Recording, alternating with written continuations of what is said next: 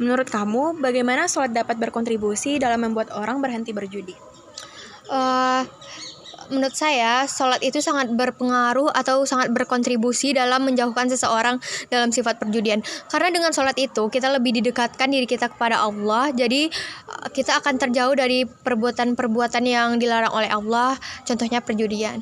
Jadi di sini gimana sih pendapat kamu tentang sholat untuk mengajarkan disiplin dan kendali diri yang dapat diterapkan untuk menghindari perjudian? Kalau menurut aku, sholat itu bisa menjadikan kita disiplin karena di sholat itu kan teratur 5 waktunya, jadi kita bisa disiplin. Kalau menurut aku itu aja sih gitu. Bagaimana pendapat kamu tentang nilai-nilai dalam sholat untuk mengarahkan kita agar terhindar dari perbuatan dosa termasuk perjudian?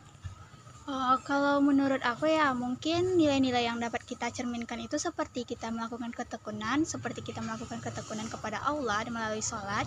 Jadi kita dapat mempelajari contoh-contoh nilai itu supaya kita dapat menghindari perjudian tersebut. Mungkin hal itu yang bisa aku pahami sedikit. Aisyah, aku izin nanya ya, menurut pandangan kamu, gimana sih sholat dapat membantu memperbaiki perilaku seorang dan menjauhkan dirinya dari perbuatan yang tercela? Kalau menurut sepengetahuan aku ya, jadi sholat itu tuh membantu memperbaiki perilaku seseorang dengan cara menguatkan kesadaran spiritualnya. Aku boleh nanya tentang menurut kamu apa saja nilai-nilai dalam yang diajarkan dalam sholat yang bertentangan dengan perilaku judi? Menurut aku dalam sholat itu ada beberapa nilai. Yang pertama itu disiplin dan tanggung jawab. Jadi dalam sholat itu kita kayak disuruh disiplin dalam mengerjakan sholat 5 waktu dengan tepat waktu gitu. Dan melaksanakan tanggung jawab juga. Oke Vira, aku mau nanya nih, bagaimana ajaran dalam Al-Quran dan sholat bisa memberikan panduan kepada umat Islam untuk menghindari segala bentuk perjudian? Baik Apis, jadi ajaran dalam Al-Quran dan praktik sholat memberikan kita panduan yang jelas tentang larangan perjudian.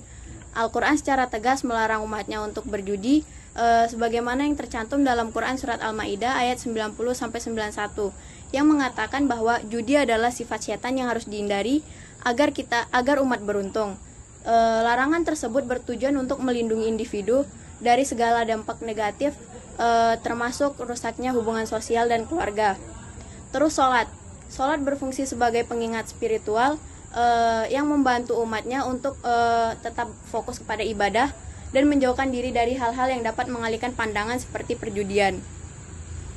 Terus melalui sholat juga kita diajarkan untuk memohon dan berdoa kepada Allah Subhanahu wa Ta'ala agar kita terjauhkan dari segala sifat-sifat perjudian tersebut atau sifat-sifat kemaksiatan.